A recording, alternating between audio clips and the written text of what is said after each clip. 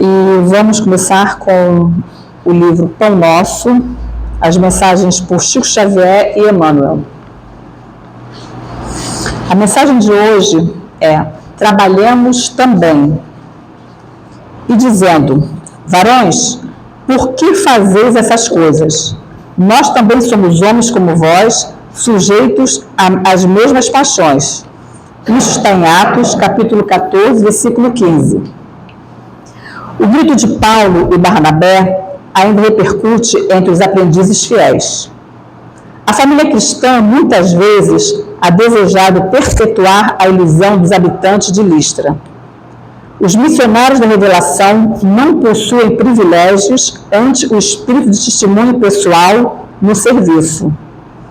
As realizações que poderíamos apontar por graça ou prerrogativa especial nada mais exprimem senão o profundo esforço deles mesmos no sentido de aprender e aplicar com Jesus. O Cristo não fundou com a sua doutrina um sistema de deuses e devotos separados entre si. Criou um vigoroso organismo de transformação espiritual para o bem supremo, destinado a todos os corações sedentos de luz, amor e verdade. No Evangelho, vemos Madalena arrastando dolorosos enganos, Paulo perseguindo ideais salvadores, Pedro negando o divino amigo, Marcos em luta com as próprias hesitações. Entretanto, ainda aí, contemplamos a filha de Magdala, renovada no caminho redentor, o grande perseguidor convertido em arauto da Boa Nova, o discípulo frágil conduzido à glória espiritual e o companheiro vacilante transformado em evangelista da humanidade inteira. O cristianismo é fonte bendita de restauração da alma para Deus. O mal de muitos aprendizes procede da idolatria a que se entregam em derredor dos valorosos expoentes da fé viva que aceitam no sacrifício a verdadeira fórmula de elevação. Imaginam-nos em tronos de fantasia e rojam-se-lhes aos pés, servindo-se confundidos, inaptos e miseráveis, esquecendo que o Pai concede a todos os filhos as energias necessárias à vitória. Naturalmente, todos devemos amor e respeito aos grandes vultos do caminho cristão. Todavia, por isso mesmo, não podemos esquecer que Paulo e Pedro, como tantos outros, saíram das fraquezas humanas para os dons celestiais e que o planeta terreno é uma escola de iluminação, poder e triunfo, sempre que buscamos entender-lhe a grandiosa missão. Meus irmãos, e nesta mensagem começamos o nosso aprendizado, ou melhor, retornamos o nosso aprendizado, essa caminhada de aprendizes que de início achamos que é fácil, mas que sabemos que só depende de nós.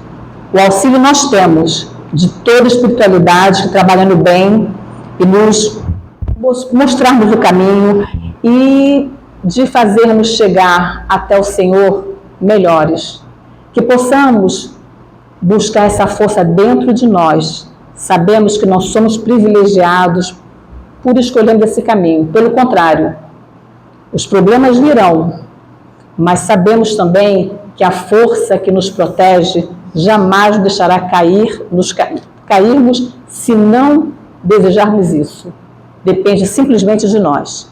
Que a paz do Divino Mestre esteja com todos nós e que possamos aprender e guardar um pouco dos ensinamentos que vem através do nosso irmão, um discípulo de Jesus, que vem aqui para nos ajudar. Graças a Deus. Assim seja. Bom dia a todos. Que a paz do Cristo possa estar junto a todos nós nesse momento. Que a gente possa trocar com os amigos algumas palavras de estímulo para a nossa caminhada, de todos nós. Falar de humildade e de orgulho é falar de nós mesmos.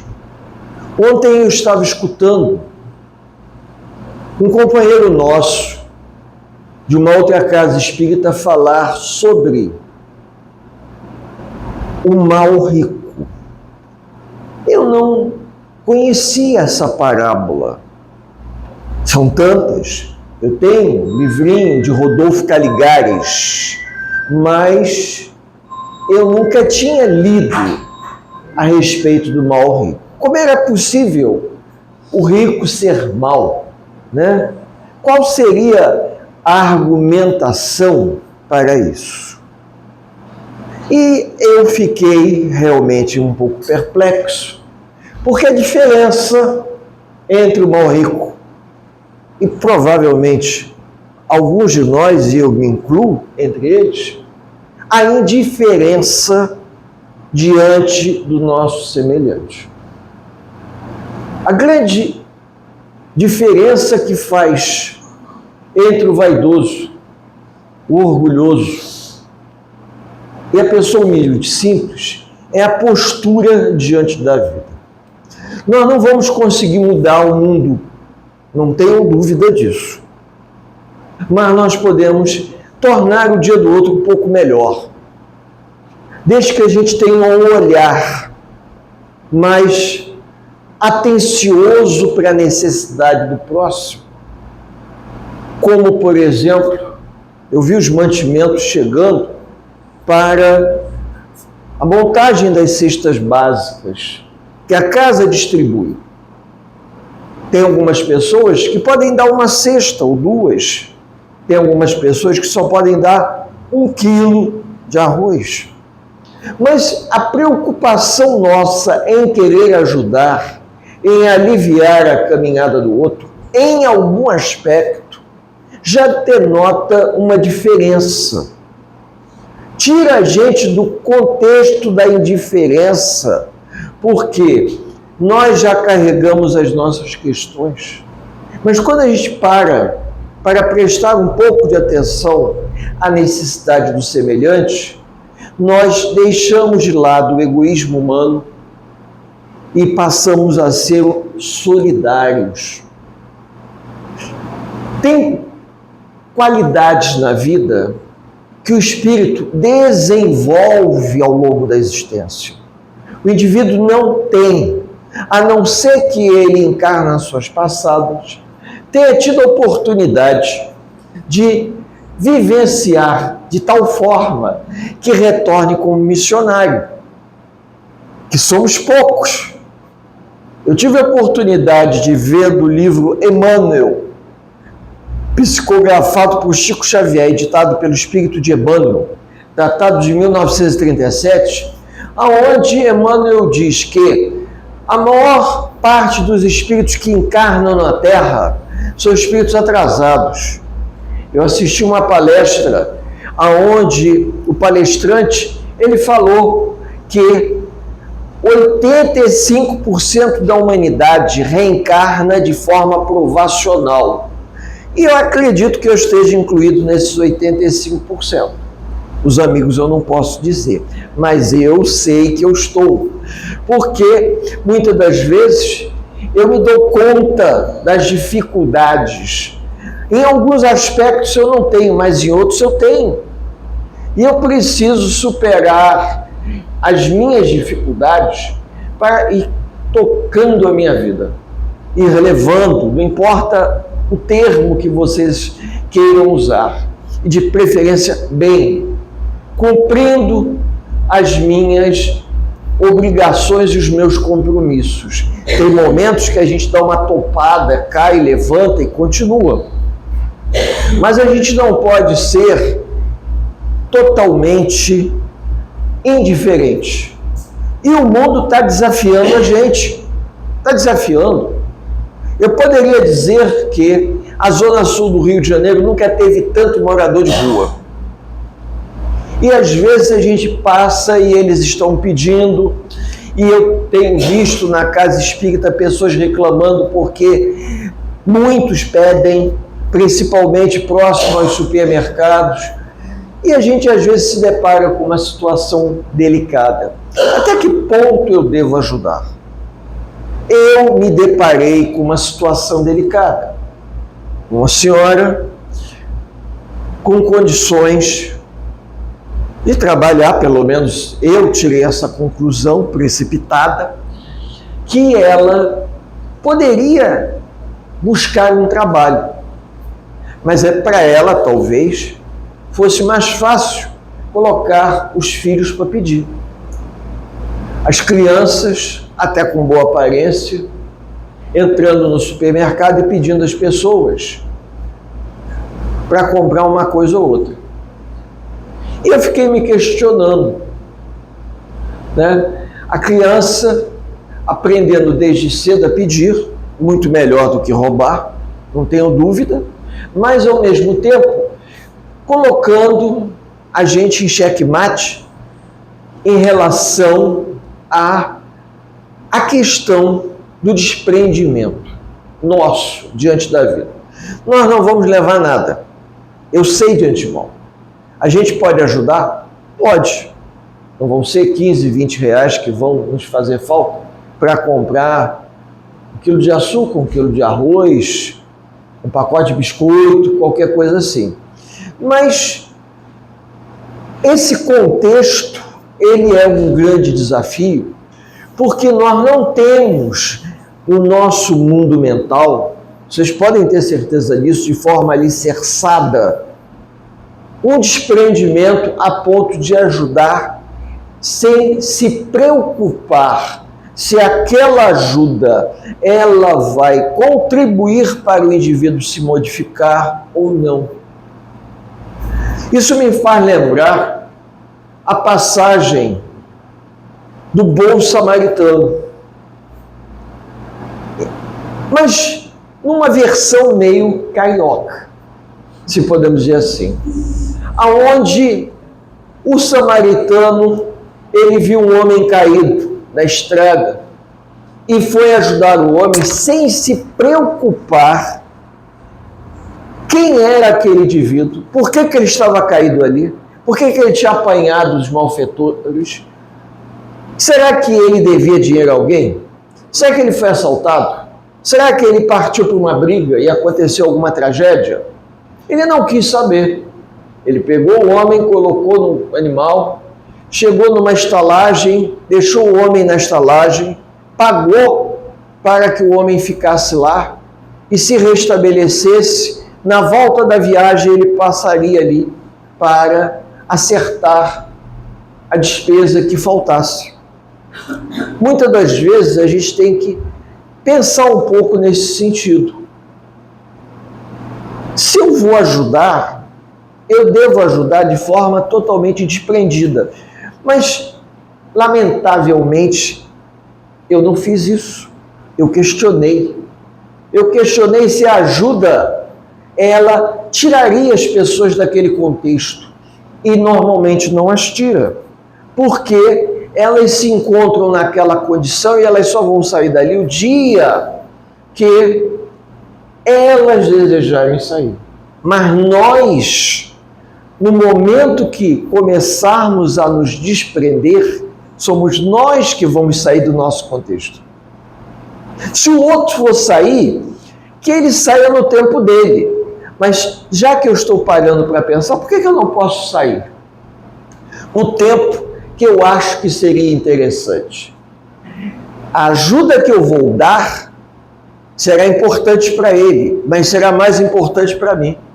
Porque eu estarei me desprendendo de valores, de apegos, que não é nem necessariamente ao dinheiro, mas apegos a emoções, a pontos de vista. Pontos de vista. Que muitas das vezes são crenças que nós não conseguimos nos libertar. Isso me faz lembrar aquela passagem aonde havia um grande incêndio numa floresta, todo mundo deve conhecer essa, e os pássaros estavam caindo fora, em bando. Quando de repente, num bando de pássaros, eles observam que havia um que retornava ao lago, pegava com o bico uma gotinha de água, jogava sobre a floresta em chamas e ficava nesse ping-pong de vai e vem. Os outros pássaros observaram aquilo e foram até lá conversar com ele. E perguntaram a ele: mas você acha que o que você está fazendo vai resolver o problema? Ele falou uma coisa interessante que serve para todos nós, inclusive para mim.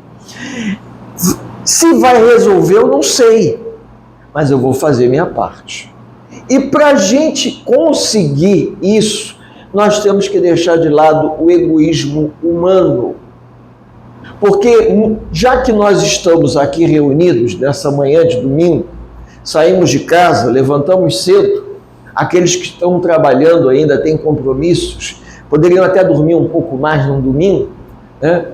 Não, levantaram cedo, vieram à casa espírita para tomar um passe, bater um papo, trocar ideia. Então a gente tem que trocar uma ideia e deixar uma ideia para as pessoas pensarem. Que seja uma ideia positiva. O que eu desejo? Eu desejo me modificar. Desejo me tornar uma pessoa melhor. Desejo deixar o homem velho para trás e me tornar um ser humano melhor. E não tem academia de fitness que vá resolver isso. Por quê? Porque é um processo de transformação da alma, do espírito. É lógico, uma ginástica ajuda, principalmente quem já está mais velho, né? Já está meio enferrujado.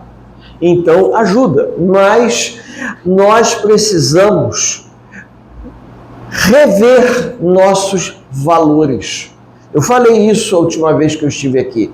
Uma revisão de valores. Eu preciso deixar certas crenças para trás e começar a enxergar dentro de um prisma diferente. E tem momentos da caminhada, a nossa vida ela não é linear, é cheia de altos e baixos. E tem momentos que dentro dessa caminhada as coisas ficam difíceis. Eu até estava conversando agora com a companheira aqui, que a gente caminha, parece que está com um saco de cimento nas costas, por conta de um contexto. Não é só a nossa vida, nós estamos imersos num grande oceano de energias e a poluição é tanta que às vezes nos falta ar. É como a Lagoa Rodrigo de Freitas, numa época que os peixes subiam e ficavam na superfície tentando respirar por conta da poluição. E essa energia deletéria pesada, formada pelos pensamentos, por todas as coisas possíveis e imagináveis que nós produzimos no nosso dia a dia, nos dificultam. Parece que nós estamos andando numa ambiência carregada. Imaginem se estivessem raspando, pintando isso aqui, o ar tivesse carregado de poeira, a reunião não poderia acontecer nessa sala. Então é como se o nosso ambiente estivesse carregado de energias pesadas. Mesmo com um sol bonito desse, é possível você ter uma atmosfera densa. E a gente faz um esforço enorme, mas a gente se sente cansado, porque a nossa sociedade está comprometida e a gente precisa se melhorar para melhorar o meio em que nós nos encontramos, para melhorar a nossa sociedade. Quando a gente vem na casa espírita, às vezes, eu tenho testemunho de pessoas que gostam de chegar mais cedo só para ficar sentado, absorvendo a ambiência da casa espírita, como se estivesse no ambiente e está higienizado, espiritualmente falando, também, para ele poder se sentir melhor. Isso tudo nos ajuda a pensar, poxa, se eu tenho essas ferramentas, por que eu não posso usá-las a meu favor? Mas para deixar o egoísmo de lado, aquele egoísmo atávico que vem de outras encarnações, na época onde tudo era difícil, tudo era complicado, e nós mais ainda, agora a gente já está num processo de trabalhar a nossa mudança. E essa mudança não é apenas uma coisa da boca para fora.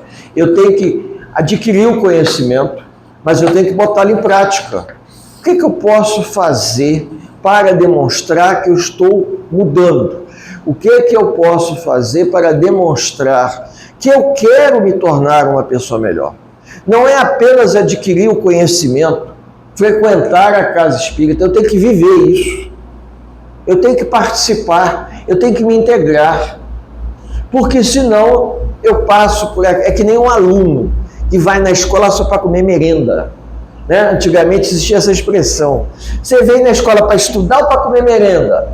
Né? Então será que nós estamos aqui para comer merenda ou estamos aqui para estudar?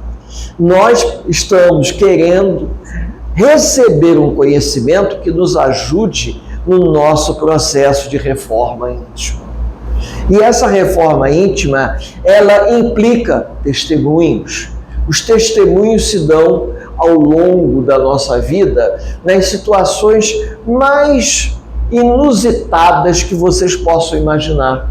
De boa vontade, de paciência, de dedicação. De vez em quando a gente perde a paciência. Perde. Porque nós não somos criaturas perfeitas. Nós somos espíritos em processos de evolução. Essa história de dizer ninguém perde a paciência, porque quem adquiriu não perde. Eu tenho uma ligeira desconfiança que a gente pode não perder, mas a gente esquece onde botou. Né? Na verdade, você esquece onde colocou, mas perder não perdi, mas esqueci onde botei. E vocês sabem que de vez em quando a gente, quando cisma de guardar alguma coisa, a gente sofre. Eu guardei aquele documento para não perdê-lo, e agora para achar e me lembrar onde eu guardei. Né? Então eu estou também, guardei minha paciência tão bem guardada, que às vezes eu não me lembro aonde foi que eu coloquei. Parece uma brincadeira, mas tem um fundo de verdade. São desafios reencarnatórios. Vejam bem, desafios reencarnatórios para todos nós. São desafios para que a gente possa ir gradativamente se modificando, porque a natureza não dá saltos. É lógico que o homem orgulhoso é que nem o publicano,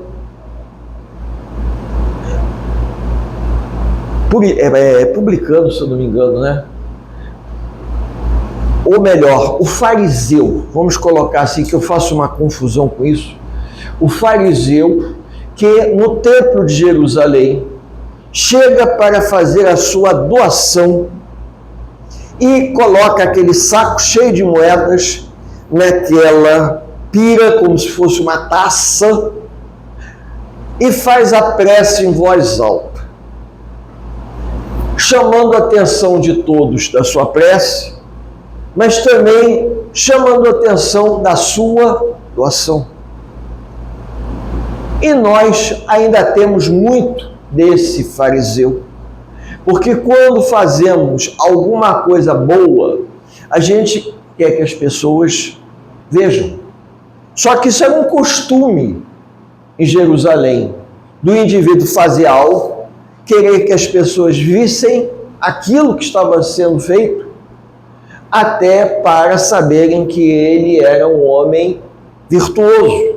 Mas, na verdade, por trás daquilo, havia uma vaidade muito grande, que ele poderia fazer isso sem que ninguém ficasse sabendo.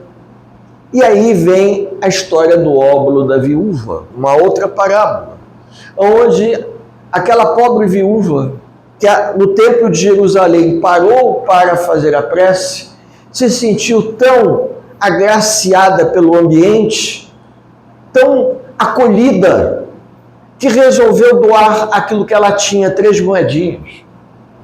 Mas fez isso com vergonha, porque o homem fariseu deu tanto e ela deu tão pouco. Ele deu muito porque ele podia dar. E isso não vai fazer diferença nenhuma. Aos olhos de Deus, segundo a passagem bíblica, quem é que fez a doação mais significativa? Foi a mulher, não o fariseu. Foi a viúva. Então, muitas das vezes, não é o quanto nós damos, mas é a forma que nós vamos doar. Se eu sou convidado a fazer o bem e eu fui e não o fiz, sejamos sinceros, porque já conhecia as pessoas que pediam ali e naquele dia resolvi não fazer. Dei a vez ao outro, né? E fiquei pensando nisso. A grande questão está no nosso desprendimento do ato e não do que o outro vai fazer com aquilo que nós estamos dando. É complicado, porque quando a gente acha que já aprendeu, a gente descobre que a gente está começando a aprender. Está começando a rever valores. E nem sempre é um egoísmo. Em alguns casos, sim. As pessoas acham o seguinte: eu trabalhei duro para ter o que eu tenho. Não vou dar de colher de chá para esse povo que não quer trabalhar. Tem pessoas que pensam assim. Mas muitos, diante dessa situação conturbada que nós estamos vivendo, não é diante de uma catástrofe como aconteceu no Rio Grande do Sul, que as pessoas estão... Existem locais onde você pode dar água mineral, você pode dar roupas em bom estado, você pode mandar alimentos, brinquedos para as crianças, para ajudar no processo das pessoas, de assentamento das pessoas novamente, das pessoas receberem ajuda. Não, porque ali você sabe que aquilo está sendo destinado, mas quando você lida na questão pessoal, nas esquinas das ruas, próximo aos supermercados, realmente a gente para pensar. Para pensar. E a espiritualidade às vezes nos testa para ver se a gente aprendeu. Não para ajudar aquela pessoa que está estendendo a mão para a gente, mas para ver se nós aprendemos a nos desprender, porque nós não vamos levar nada. Que nem a história do avô de André Luiz, no livro do Mundo Maior, que André Luiz, numa excursão em uma região provacional, ele encontra seu avô.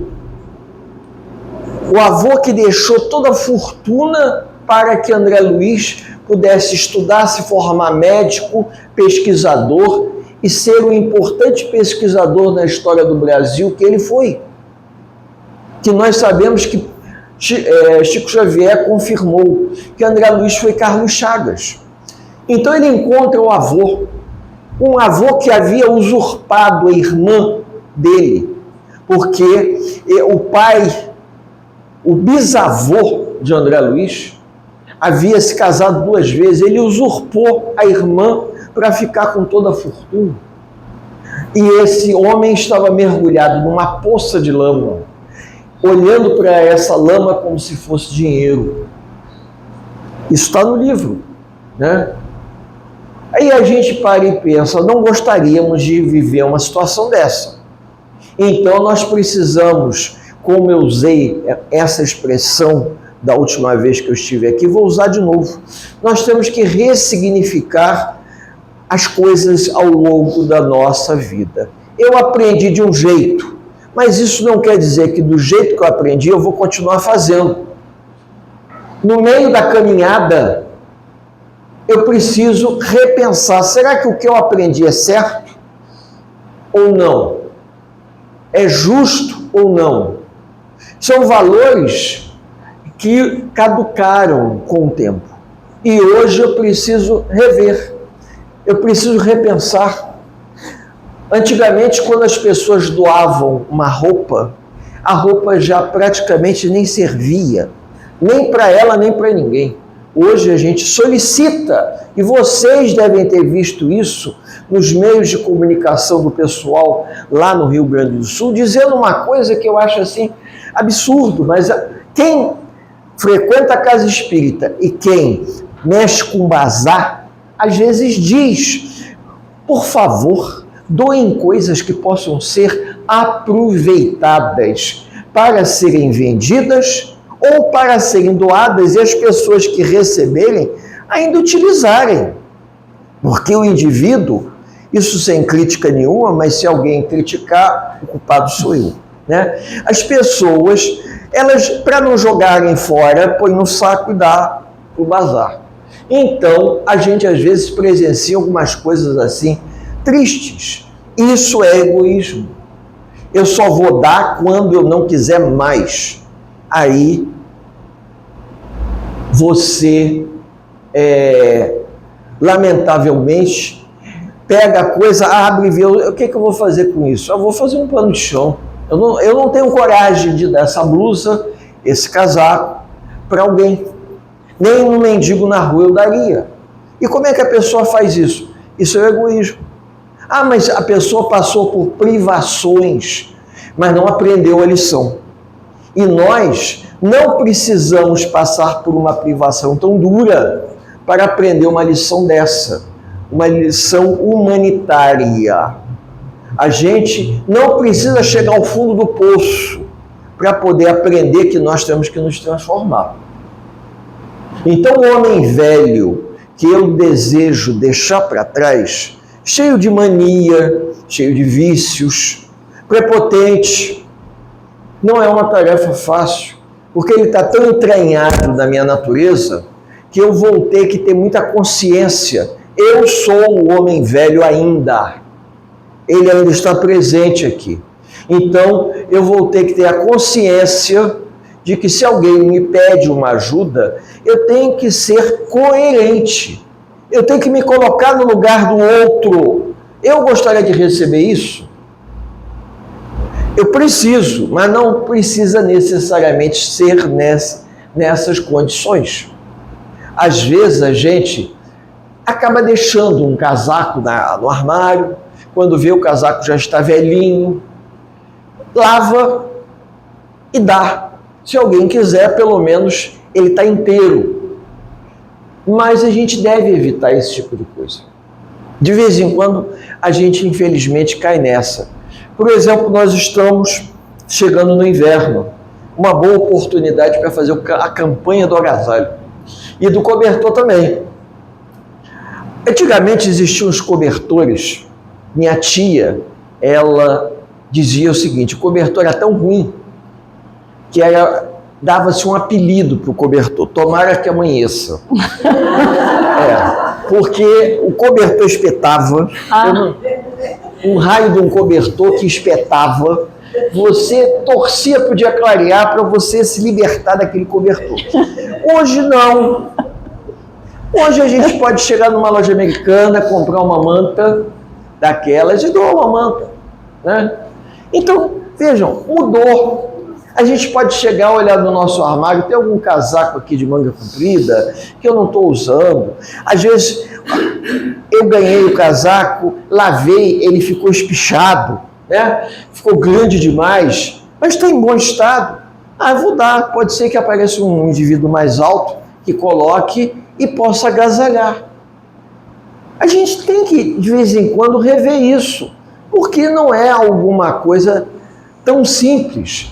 É uma prova de bom senso, de humildade da nossa parte, de consideração para o nosso semelhante, e nós não podemos esquecer que nós estamos sendo acompanhados por uma nuvem de testemunhas que, segundo Paulo de Tarso, vão nos ajudar,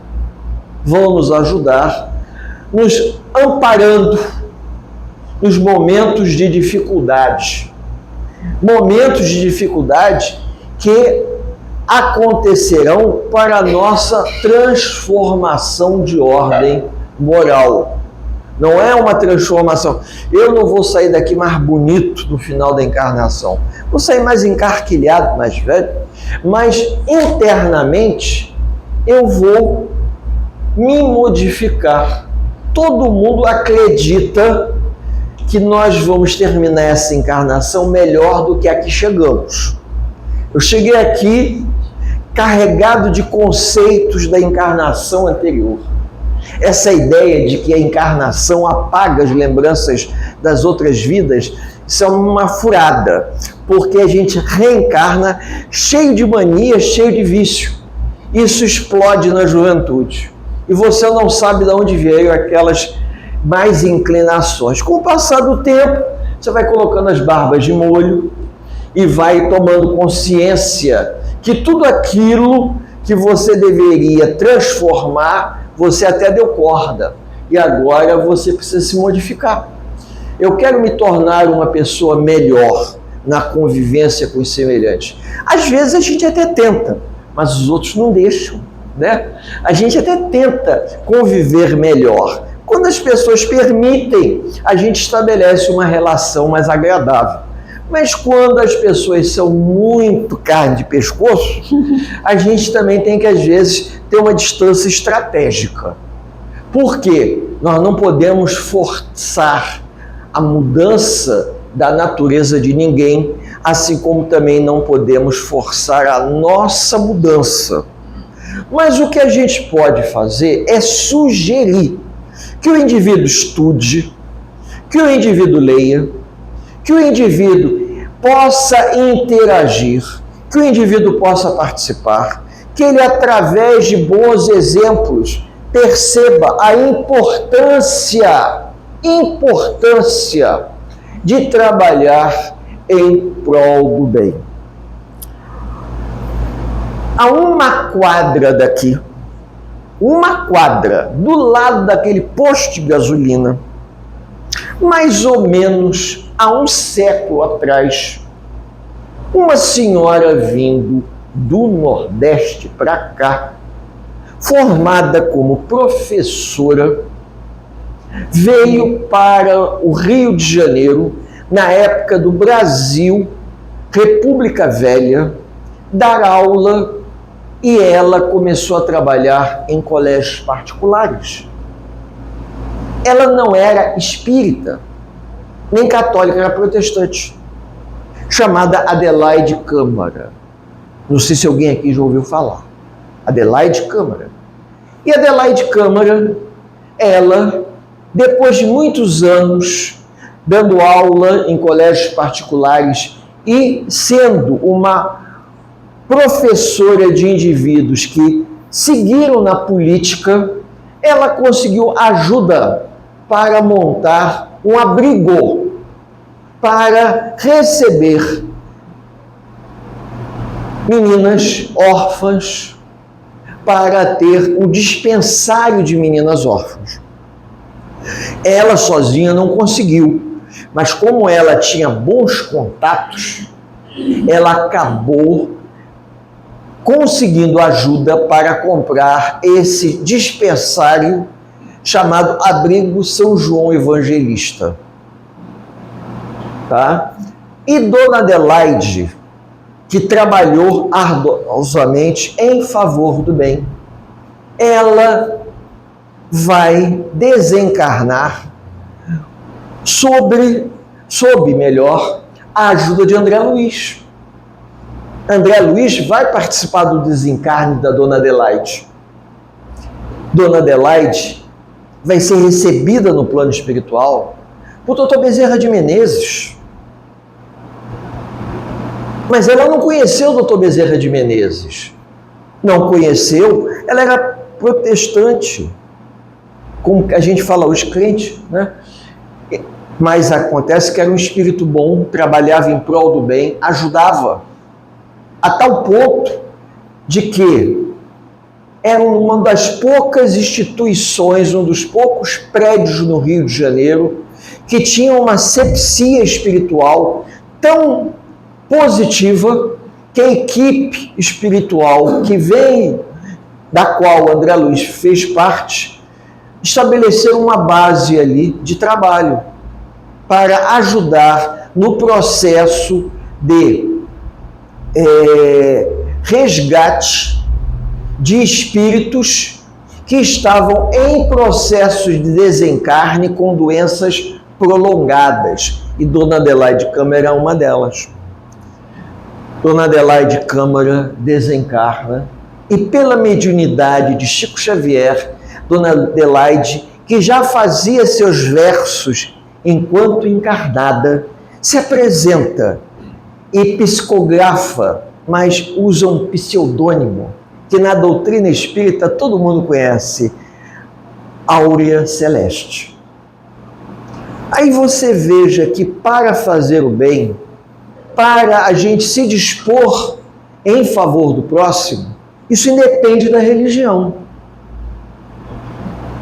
E se vocês forem lá, vocês vão ver que agregado a Asilo São João Evangelista tem um centro espírita. O centro se instalou depois, mas ali havia um núcleo de oração. Se eu não me engano, do livro No Mundo Maior, eu não tenho certeza, conta a história. Me perdoem se eu estiver fazendo confusão com o nome do livro, porque as histórias elas se parecem um pouco, então às vezes, de estalo assim, a gente acaba fazendo confusão. Mas não é difícil encontrar. E isso faz com que a gente pare e pense. Não há necessidade do indivíduo ser espírita. Nós encontramos pessoas fora da doutrina espírita que sempre tiveram um desprendimento muito grande. Vamos falar de uma que não era espírita, porque falar dos espíritas é relativamente simples. Irmã Dulce, lá na Bahia. Quem viu o filme da Irmã Dulce, que tem aí na Netflix, vocês vão ver que Irmã Dulce, ela, no seu dispensário, recebia todos aqueles que a procuravam. Todos. Principalmente numa época complicada, onde a tuberculose, a hanseníase, não tinha cura. E os tuberculosos, os leprosos, às vezes buscavam ajuda e as pessoas negavam, porque tinham medo. Medo que aquilo se espalhasse, contaminasse. E ela se dispunha a ajudar, criando alas separadas para não misturar as pessoas. Esses exemplos, eles tinham que pesar a nosso favor, mas infelizmente, como nos disse Emmanuel, a grande maioria dos espíritos que encarnam no planeta Terra, e nós, apesar de termos alguma consciência, estamos incluídos nessa grande maioria. Somos espíritos em condição provacional. Eu tive a oportunidade de conhecer um companheiro da doutrina espírita, que talvez poucos tiveram, porque ele já desencarnou, deve ter quase 20 anos. Ele era presidente de uma casa espírita na Zona Norte, lá no Centro Espírita Leon Denis, Altivo Panfiro. O Altivo, ele uma vez, eu ia lá muito com a minha mãe visitar, é um centro espírita enorme, enorme. Se vocês um dia tiverem a oportunidade de vir a conhecer, vocês vão ver que eu não estou exagerando. E o Altivo uma vez me disse algo. Ele costumava dizer algumas coisas como se fosse um remédio de efeito retardado, que nem esses antibióticos de efeito, né, prolongado, né? Porque a gente escutava aquilo e aquilo ficava remoendo na nossa cabeça até que a ficha cai. Ele dizia que a grande diferença em muitos trabalhadores da casa espírita e aqueles que nos visitam pela primeira vez é que nós conhecemos um pouco mais da verdade. E eu não entendia por quê. Porque você conhece, mas isso não quer dizer que você seja melhor do que aquele que está chegando pela primeira vez. Porque você tem que vivenciar essa experiência. Ter paciência, boa vontade, dedicação. Eu estava conversando com ela, que tem dias que o negócio assim, sabe, parece que o mundo vai acabar, a gente não quer sair da cama, qualquer coisa, mas parece que tem uma força mágica que tira a gente da cama e traz para que a gente possa cumprir a nossa tarefa. E independente do dia, pode ser domingo, segunda, terça, quarta, né? Principalmente de manhã. De manhã o bicho é complicado, depois do almoço, aí as coisas estão mais serenas. Mas isso representa o quê? A dificuldade pessoal de cada um. Eu diria, para que a gente possa já ir terminando, mas para que vocês, assim como eu, porque eu tive uma companheira na casa espírita que disse assim: nós falamos para o ouvido mais próximo da nossa boca. Então, por uma questão de dedos não chegando a um palmo, o ouvido mais próximo à minha boca é o meu.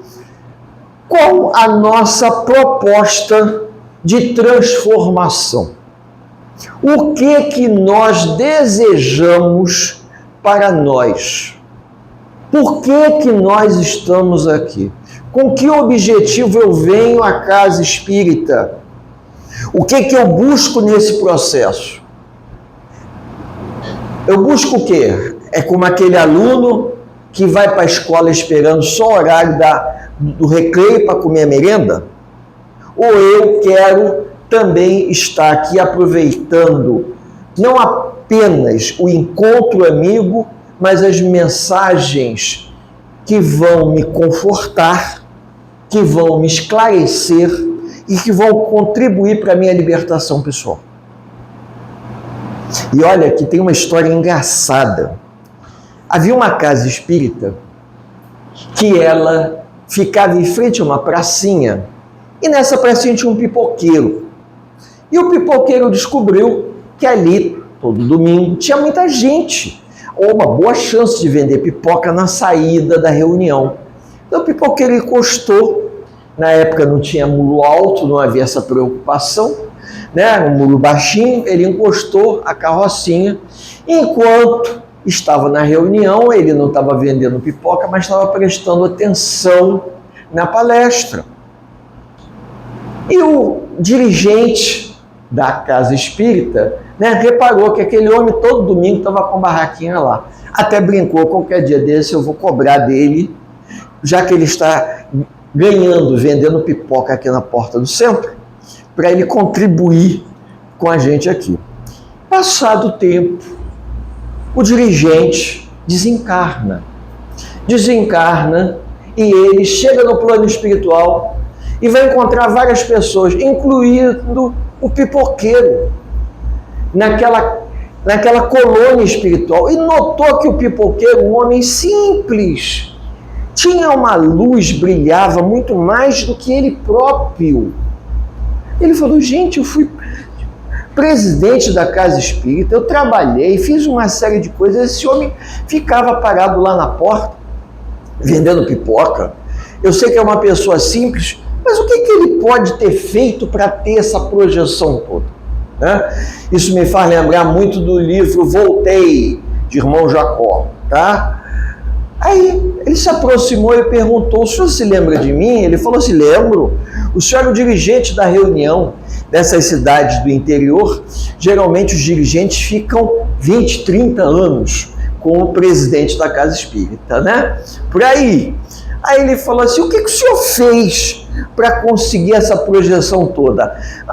Enquanto eu aguardava a saída do centro para poder vender pipoca, eu prestava atenção no que o senhor falava. E fui prestando atenção e fui botando em prática, eu fui fazendo o que o senhor dizia. E assim foi. Às vezes a gente ouve a verdade, mas a gente não vive essa verdade. Essa verdade, lógico que cada um tem o seu tempo. Eu posso estar dizendo uma coisa que em alguns aspectos eu faço, e sou sincero, em alguns aspectos eu gostaria de estar fazendo melhor. Porque se eu não for sincero, as minhas palavras não vão ter uma ressonância nos amigos. Tem momentos que eu gostaria que isso pudesse mexer mais assim, energeticamente comigo, para que eu pudesse ser mais ativo. Mas tem horas que eu não consigo, porque tem as minhas questões particulares. Da mesma forma que vocês têm as questões de vocês.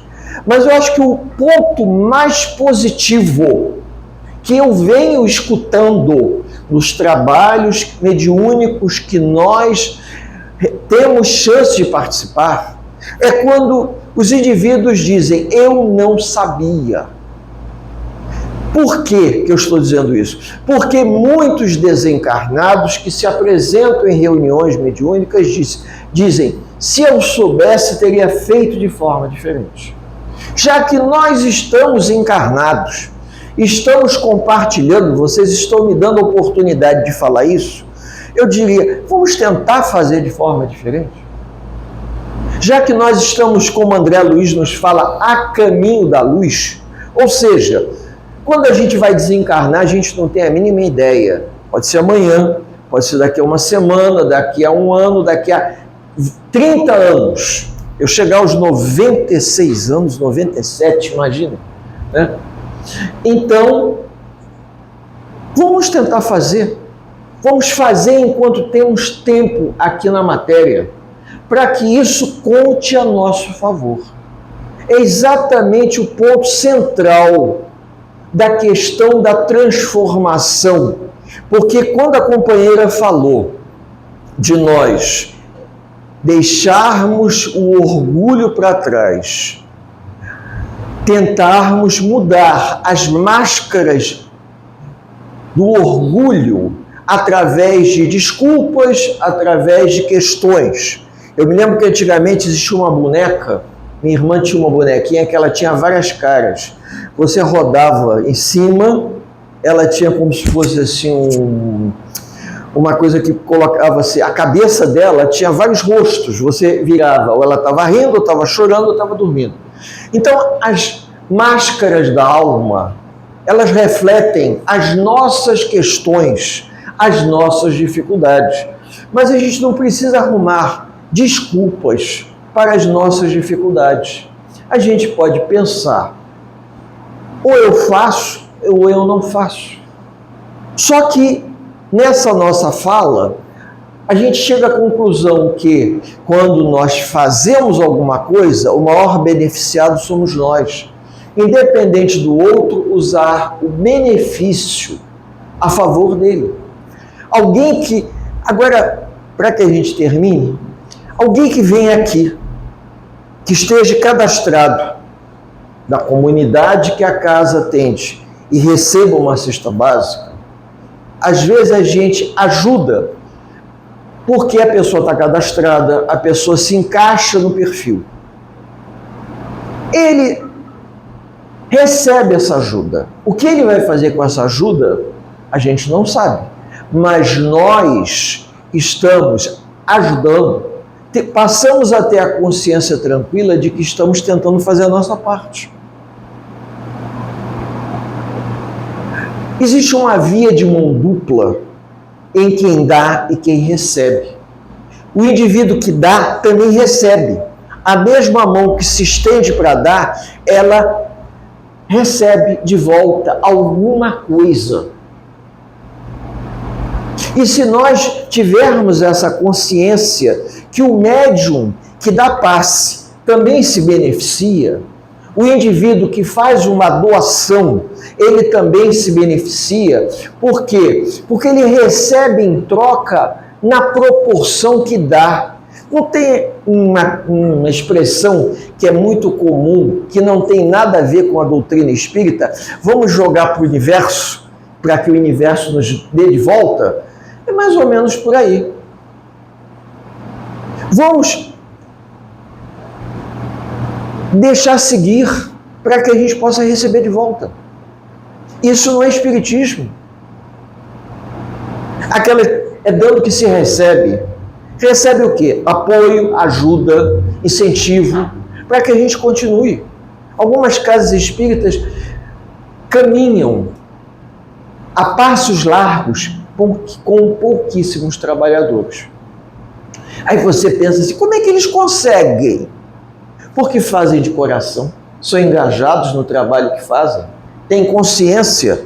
E às vezes você tem uma casa espírita imensa, que faz questão de apresentar uma relação, demos 1 tonelada de alimentos, enquanto outros dão poucos, mas não se preocupam em aparecer.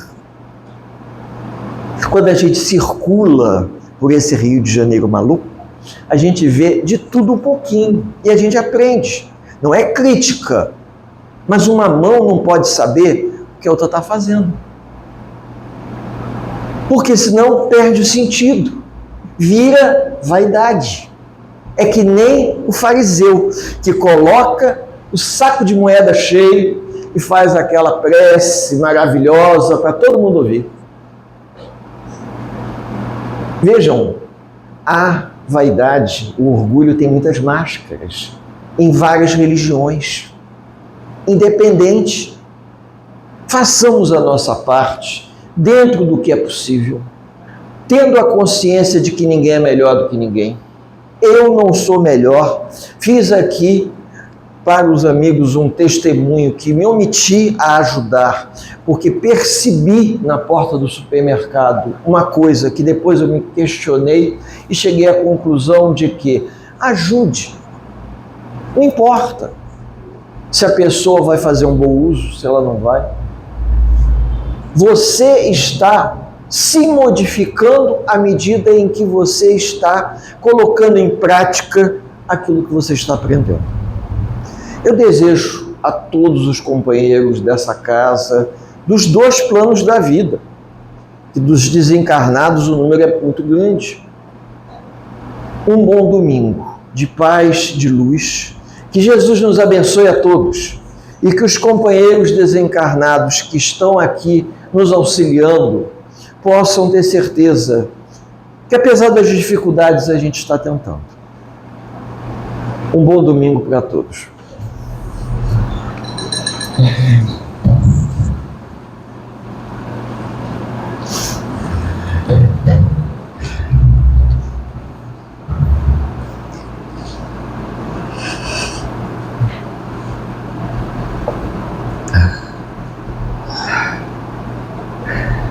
Domingo emocionante.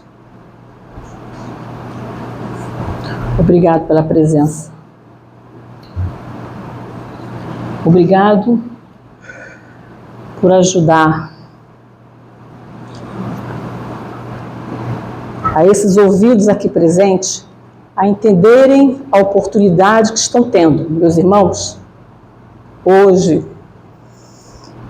isso aqui está lotado de irmãos. Cada um de vocês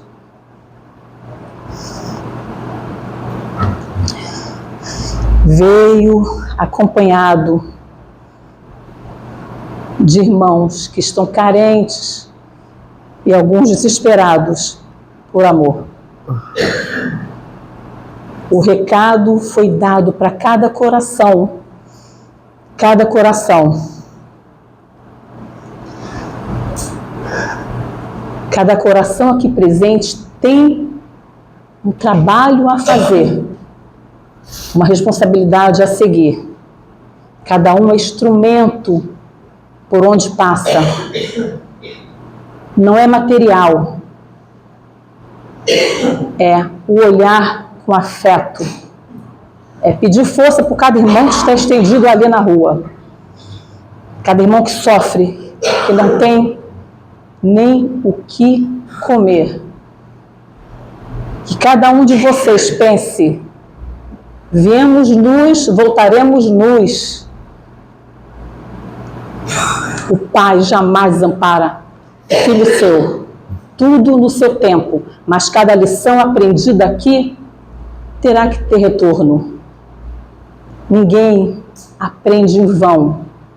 O tempo dita as regras, mas nós podemos auxiliar. Que a paz do Mestre fique com todos e que todos caminhem a passos firmes, tirando as pedras que caem do caminho. Fiquem em paz.